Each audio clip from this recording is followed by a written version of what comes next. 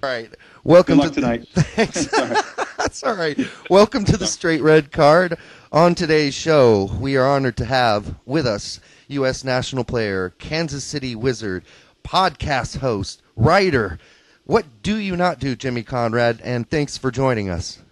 I don't do my own hair. I actually have a stylist. Well, that's a good idea, actually. But, I wanted to bring up that, all the news today covered that Paul the Octopus died. And, Jimmy, do you have any insight or, maybe a touching soliloquy about our lost partner in predicting World Cup games? Well, I heard he actually predicted the Wizards to win MLS Cup this year, and so once we didn't make the playoffs, that was about it for him in his life. Yeah, so. The downfall. But I do hear they only live up to about 3 years, so he almost got there. Hey, but let's start off with your podcast because it seems to be picking up a lot of steam. Because it's a unique show. You're pretty frank. There's a lot of humor, but there's also a really good exchange of ideas. How did you? I mean, not every soccer player can have his own podcast and can write articles like you do. How did this evolve for you? And kind of, were you always this sort of outgoing guy? Hey, I'd like to think I'm pretty outgoing. I think you probably have to ask, teammates, family, friends to confirm that for you. But when I look at myself in the mirror every day, and say my daily affirmations, one of them is, being outgoing. So, it's something I focus on, something I work on. But, they tell me I have a face made for radio, so I've really just tried to go for it in that medium. I try to write and do the podcast. I think a lot of it stems from the radio show I did for the Wizards the last 3 years. Mm-hmm. Prior to this, and I knew that was kind of coming to an end beginning of the season, and I was ready for that because we didn't have a very good season last year. We lost a lot of games, and so every week I had to face the music, and we had fans come in. It was a live show, and I had to tell them why we weren't that good, and it got old real quick. And I think with the podcast, I can pick and choose what I want to talk about. It's not live, and we can really try to dissect different parts of the game as opposed to having to stay on topic and speak about the Wizards for a whole show. Right. I mean, you can talk about everything from the psychology of players to cat urine, and I thought that, for me, was pretty damn entertaining. Thank you. I appreciate it. We try to hit all ends of the spectrum. We try to hit both. Everything's fair game. We encourage people to write in and ask any kind of questions. I think we try to hit everything right on the nose, and then don't shy away from anything. I've got a great co-host in Frank Kusava, who is a good friend of mine. We bounce off each other real well, and I think that makes the show work. Yeah, and that's pretty key. By the way, you can find Jimmy's podcast at jimmyconrad.com. That was a little shameless plug for you, but that's what we do Thanks. here. I appreciate that. Now, a couple years ago, let's just go back a couple years. Why not? When you were writing for ESPN, and you were advocating in order for the MLS to grow. This isn't actually far from what Brett and I have been talking about, but you have a little different twist on it, which is that you thought the league should have 20 teams and split into two and then have an MLS 1 and MLS 2 setup, a sort of promotion and relegation system, a single table, and, hey, let's just get rid of the playoffs altogether. Do you still feel the same way? Well, I think that was the one point that I made. I think I made 4 or 5 points. You did. In the article that you're referencing. And the first one got the most attention, and that was one maybe I didn't think through as much. I think the people that came at me, the haters, wanted to jump on that one because I wasn't as concise with my thoughts. And really, I was just trying to open it up for conversation. I wasn't trying to make any claims that I knew exactly what the right thing to do was or that I even know what I'm talking about. So. Right. Well, I thought you sounded great, but yeah, go ahead. I'm sorry. No. It's so I guess I would kind of shy away from that a little bit. I would try to add more teams. I don't know if 10 is enough. Yeah. And I was trying to figure out a creative way to make our games in August and September more meaningful. Mm-hmm. And now the games are a little bit because we have 16 teams.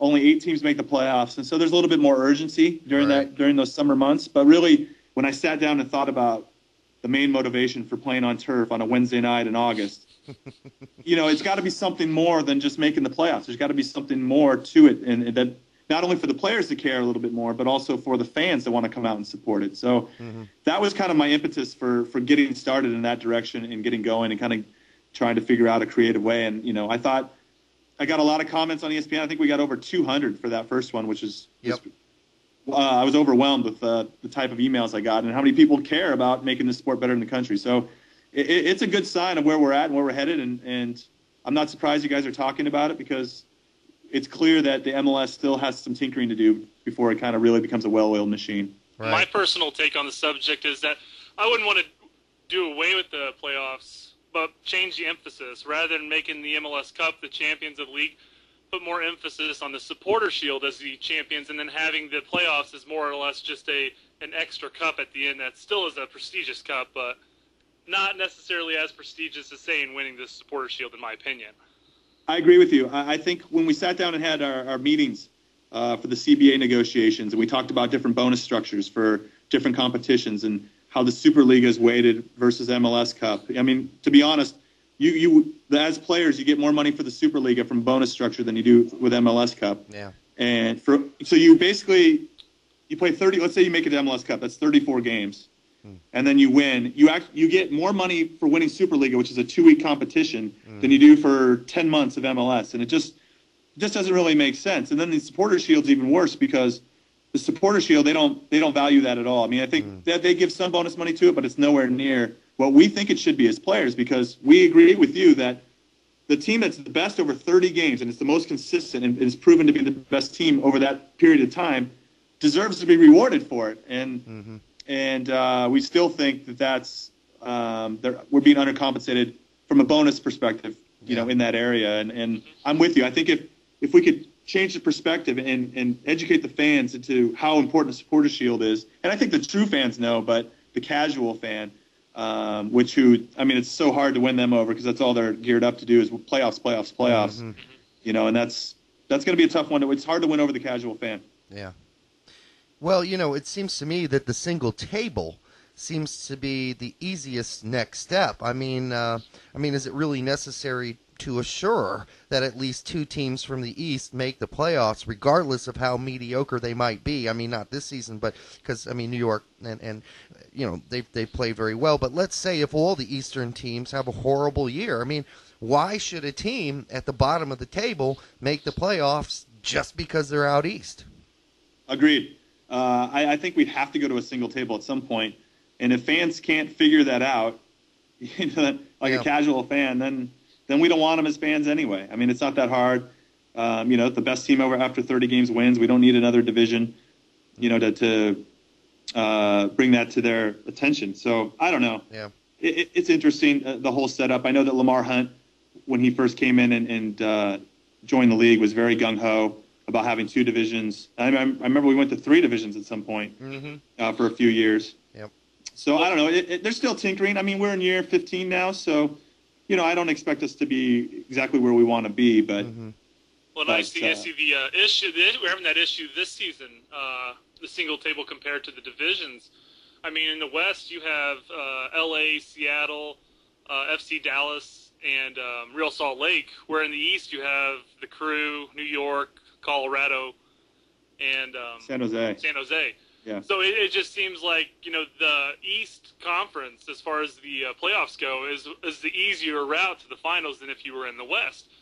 So finishing 7th and 8th seemed like it would almost the 7th or 8th. The last 2 wild card spots seem to have played to the benefit of Colorado and in San Jose. I mean, you have to think that there's something in it and not to take anything away from our victory against San Jose this past weekend. Congratulations. But I didn't play, so I got to just sit there and watch both teams, and really just to soak in, what it means. And for us, we played a lot of young guys who were hungry and wanted to win, and San Jose looked disinterested, like they could care less about being out there. And you have to wonder if they knew if they won the game, then I think they were going to play the Galaxy or somebody in the West. But if they lost, then they had a better chance of going into the East. And that was a big controversy, yeah.